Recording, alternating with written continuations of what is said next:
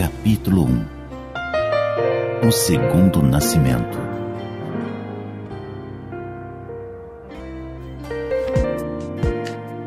Certa ocasião, Jesus disse a um homem chamado Nicodemos que era necessário nascer de novo para ver o reino de Deus.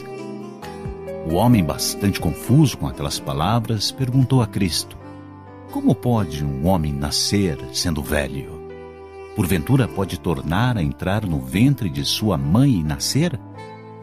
Vendo a expressão de dúvida estampada no rosto de Nicodemos, Jesus lhe disse: aquele que não nascer da água e do Espírito não pode entrar no reino de Deus.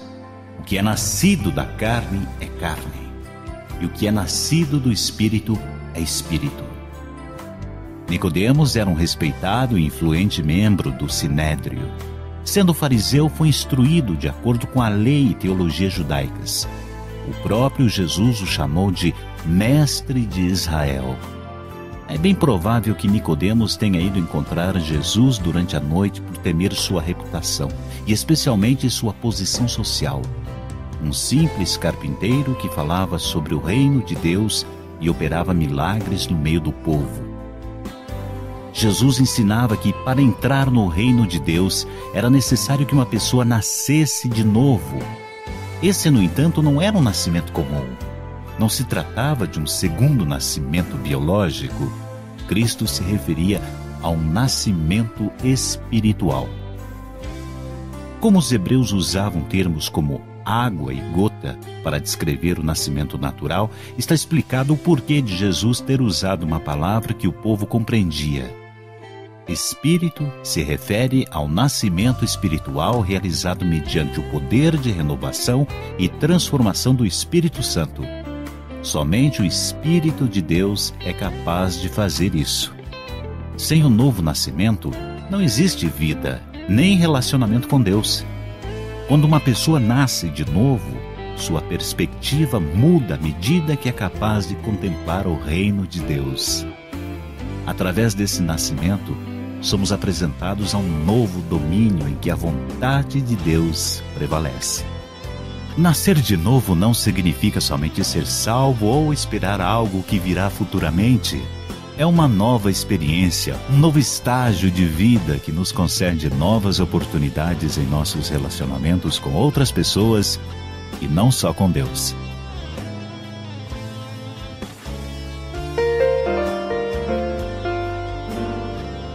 Capítulo 2. Fé para dias difíceis.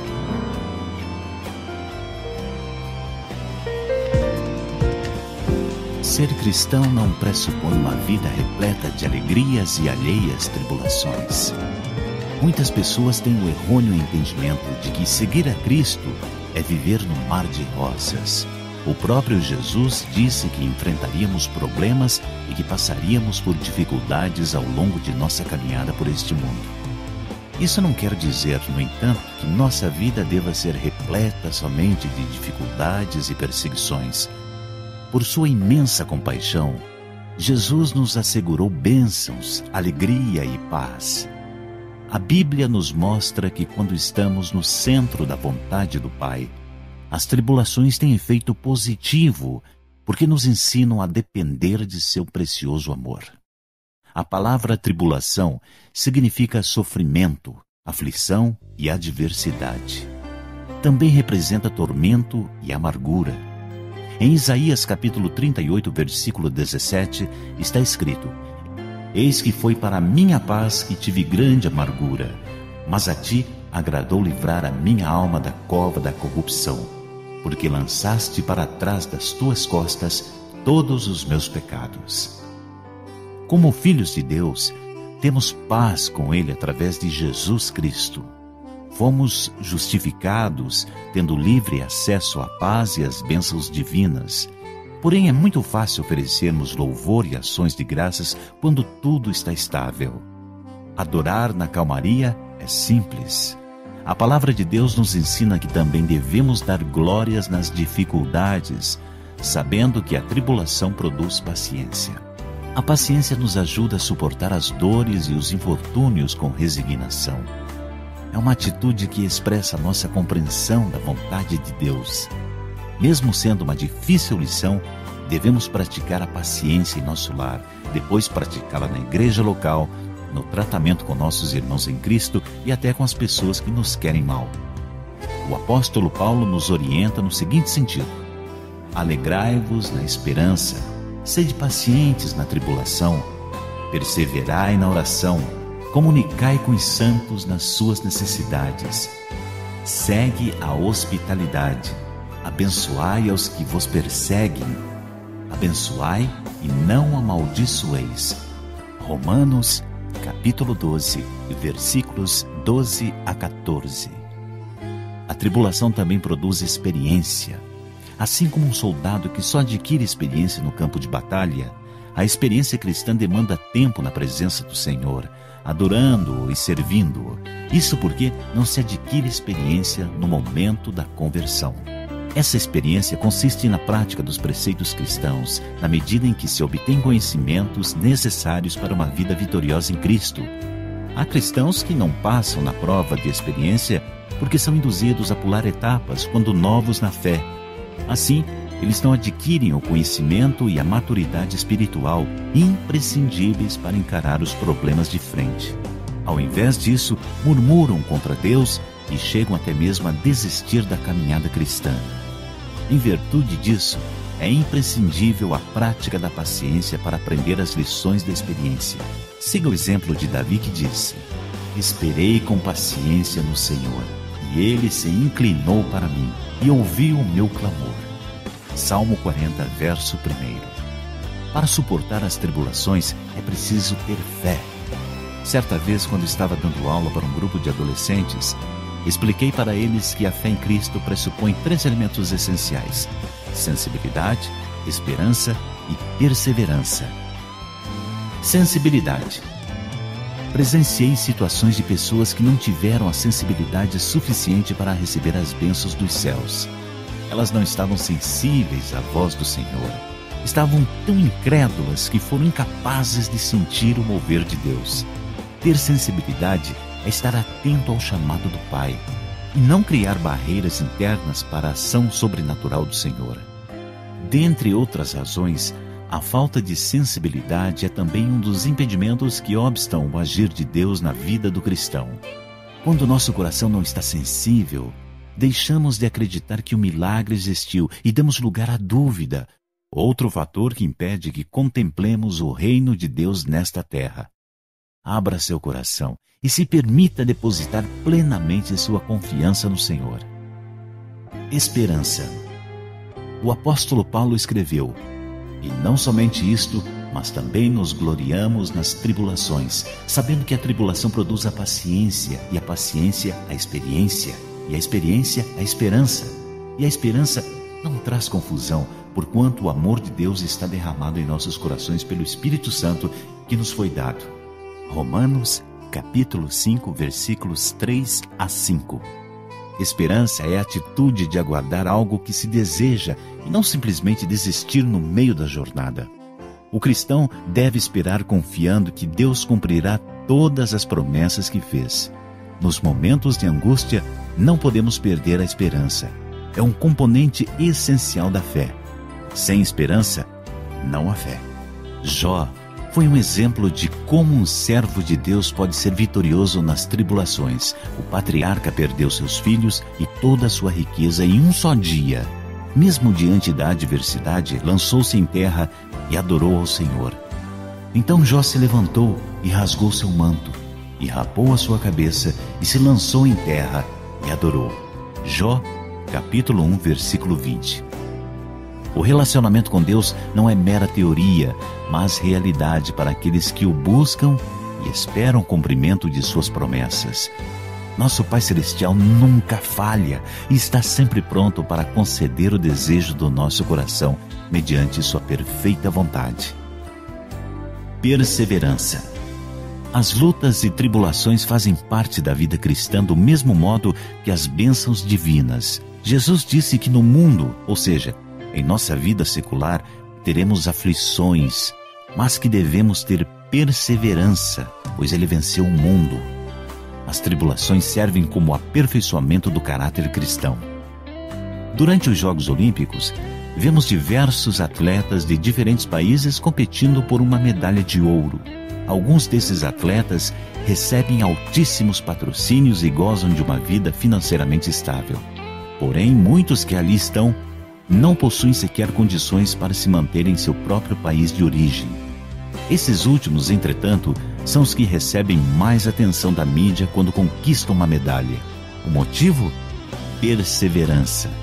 Os atletas que possuem os melhores equipamentos, a melhor estrutura, os melhores patrocinadores, não chamam tanto atenção quando conquistam a medalha porque, de certo modo, já se era esperado que eles ganhassem, que chegassem ao lugar mais alto do pódio.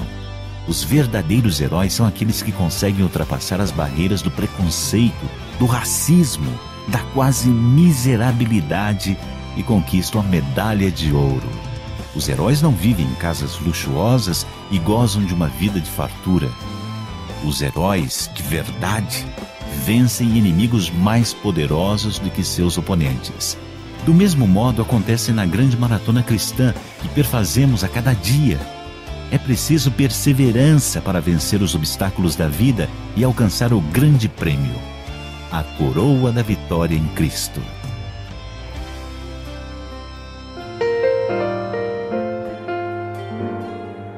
Capítulo 3. Louvando na tempestade.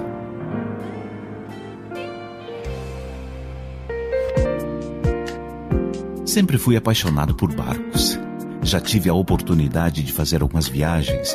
Gosto da tranquilidade das águas. É inspirador o modo como a brisa sopra por cima das pequenas ondas. As belas aves planam no imenso céu azul, como se não se importassem com a presença de seus admirados visitantes. Certa vez viajei de lancha pela Amazônia. As águas do rio Amazonas são tranquilas e parecem formar uma linda sinfonia que se une à paisagem incomparável da floresta. O rio corta a floresta e por isso não é difícil encontrar troncos no meio das águas. O piloto da embarcação precisa ficar sempre atento para desviar das armadilhas do caminho e evitar um desastre. Experiência e atenção são indispensáveis para garantir a segurança dos passageiros. O que quero dizer é que, mesmo em meio à tranquilidade, as adversidades surgirão. Mesmo sendo servos de Deus, não estamos livres dos problemas da vida. Nascemos de novo em Cristo, mas ainda vivemos em um mundo onde o mal impera, onde o pecado muitas vezes vence a santidade. Você pertence ao Pai. Ele toma conta da sua vida. Você, no entanto, vive em um mundo entregue às paixões da carne. Sabemos que somos de Deus e que todo mundo está no maligno. Primeira carta de João, capítulo 5, versículo 19. Talvez o ambiente onde você trabalhe não seja exatamente o paraíso na terra. As pessoas falam mal de você pelas costas, tentam de todas as formas impedir seu crescimento profissional. Mas não se preocupe, não deixe que isso lhe abale. Seja luz no meio das trevas. Pode, por acaso, a luz brilhar no meio da luz? Não, a luz só brilha no meio da escuridão. Deixe sua luz brilhar no meio do caos e faça com que as pessoas percebam que há algo diferente em você. Permita-me voltar a falar sobre barcos. Em minhas experiências nessas viagens, um sentimento sempre me incomodou. Ao mesmo tempo em que ficava feliz por ter chegado à terra firme em segurança, entristecia-me o fato de ter que abandonar a embarcação. As águas me traziam um estado de verdadeira paz. Comumente vemos na Bíblia algumas passagens que se referem às águas, como no Salmo 23, verso 2. Deitar-me fazem verdes pastos, guia-me mansamente a águas tranquilas. Agora imagine o seguinte: uma grande tempestade se aproxima. Antes que o comandante da embarcação perceba, ventos fortes começam a soprar. Os instrumentos de navegação nada podem ajudar, pois estão danificados. O que fazer? A que grupo de pessoas você pertence? Você irá fazer de conta que nada está acontecendo e esperar a morte iminente? Irá se desesperar e, não se importando com ninguém, cuidará de salvar sua própria vida? Ou terá simplesmente fé. Os discípulos ficaram apreensivos. Eles pertenciam ao segundo grupo. Se desesperaram. Estavam com tanto pavor que somente lembraram que Jesus estava a bordo do barco quando as águas representavam perigo para suas vidas. Aqueles homens estavam acostumados com o mar. Aquela tempestade era apenas mais uma que deveriam enfrentar. Eles pensavam que poderiam passar pela tribulação pelas suas próprias forças, pelos seus próprios meios. É bem provável que antes de acordarem Jesus, os discípulos tivessem tentado, porém sem sucesso, deter o avanço da água sobre a embarcação. Até que ponto você consegue suportar? Até onde suas forças são capazes de aguentar as pressões deste mundo? As águas inundaram seu barco e você já não sabe o que fazer? A luz de Cristo brilha forte. Você já percebeu que a luz não se abala com o vento? A luz não se move por causa das tempestades ou das chuvas. A luz permanece imóvel. Parece não se importar com os problemas. Eles não a atingem. Jesus é a nossa luz. Todos os seus problemas são pequenos perante Ele. O Salvador está sempre disposto a ajudar. Basta você simplesmente acordá-lo. Jesus quer ouvir a sua voz e chamar por seu nome. Ele quer que você confesse com seus lábios: Mestre, não posso caminhar com minhas próprias forças. Preciso do seu amparo. Me ajude, me salve. Jesus deseja ouvir a sua voz. Louve ao Senhor, não importa a situação. Não ligue para a tempestade. Deposite sua fé na luz de Cristo. Muitas vezes reclamamos da vida. Reclamamos que Deus não se importa conosco, não nos salva de nossos problemas. Eu faço a seguinte pergunta para todos nós: temos conversado com Deus o suficiente? Estamos buscando intimidade com Ele? Eu lhe desafio a buscar intimidade com o Senhor. Também me incluo nesse desafio. A voz de Deus deve ser constante em nossas vidas. Nossas orações são levadas pelos anjos como fumaça até a presença do Senhor. Apocalipse capítulo 8, versículo 4. Deus se importa com seus filhos. Ele se importa com todos nós. O Pai Celestial se importa com você. Ele reserva uma atenção toda especial para você. Ele só deseja ouvir a sua voz. Converse com seu Pai.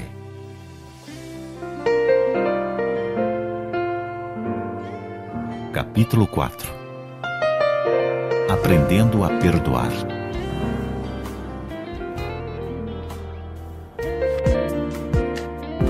Qualquer pessoa que disser que perdoar é uma tarefa fácil estará mentindo. O perdão pressupõe abrir mão dos direitos próprios contra o ofensor, justamente o motivo pelo qual é tão difícil exercitá-lo. Ninguém gosta de abrir mão de alguma coisa, ainda mais quando está certo em reclamar pelo que lhe é de direito. Mas se fosse tão fácil perdoar, não haveria necessidade de se estabelecer um princípio divino em relação ao perdão. A sociedade onde vivemos tem suas leis. Elas funcionam como mecanismo de harmonização das relações sociais. Você já imaginou como seriam as interações entre as pessoas se não houvesse um instrumento capaz de frear as más condutas? Se com as leis a sociedade está vivendo dias de instabilidade social, imagine como seria sem elas. De igual modo, o mundo espiritual também tem suas leis próprias. Também chamadas de princípios, são os responsáveis pela estabilidade e o equilíbrio entre o mundo físico e o reino de Deus. Um dos princípios do reino é o do perdão.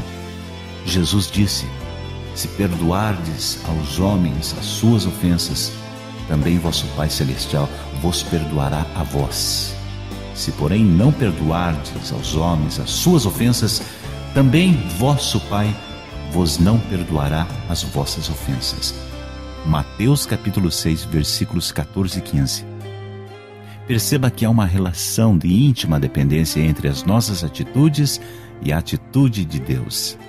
O perdão é uma das chaves que abrem a porta da comunhão com o Pai. Você deseja passar por essa porta e ter um relacionamento íntimo com o Senhor? Então libere perdão. Sendo um princípio divino, o perdão faz parte do caráter de Deus. O Pai sempre concede a bênção do perdão ao pecador arrependido que se apresenta perante Ele com um coração sincero. Mas contigo está o perdão. Salmo 130, versículo 4. Deus é misericordioso para nos perdoar e amoroso para esquecer o que fizemos. Está escrito: ao Senhor nosso Deus pertencem a misericórdia e o perdão, pois nos rebelamos contra Ele e não obedecemos à voz do Senhor, nosso Deus, para andarmos nas suas leis que nos deu por intermédio de seus servos, os profetas. Daniel capítulo 9, versículos 9 e 10. Mesmo quando fazemos tudo errado, mesmo quando contrariamos a vontade do Senhor, mesmo quando tomamos decisões que nos afastam de sua presença, nosso Pai não nos esquece. Pelo contrário, Ele continua sempre disposto a nos perdoar e a nos aceitar de volta. Seu amparo está sempre presente, mesmo quando estamos longe. Na verdade, nós podemos ficar distantes de Deus, mas Ele nunca se distancia de nós. Ele sempre está por perto, nos protegendo. O ato de perdoar pressupõe uma reciprocidade. Na oração ensinada por Jesus em Mateus capítulo 6, versículo 12, Deus nos perdoa na mesma proporção que perdoamos as pessoas que nos ofendem. Se o perdão liberado por nós for completo, seremos perdoados. Do contrário, se não perdoarmos de verdade, não seremos perdoados pelo Pai. Perceba que Cristo, na oração do Pai Nosso, não disse quando perdoamos, mas assim como perdoamos. Por acaso há uma cota exata para se perdoar? Há um limite para perdoarmos aqueles que nos fazem mal? Jesus nos deu um número, 70 vezes 7. Mateus capítulo 18, versículo 21. Entretanto, a matemática do Mestre é diferente da nossa. Metaforicamente, isso quer dizer que devemos perdoar sempre, quantas vezes for necessário. Isso só se torna possível quando estamos com Cristo. Através da sua infinita graça, somos capacitados a praticar o perdão. Jesus também nos ensina que o perdão deve ser sincero. O Senhor abomina o engano e o fingimento.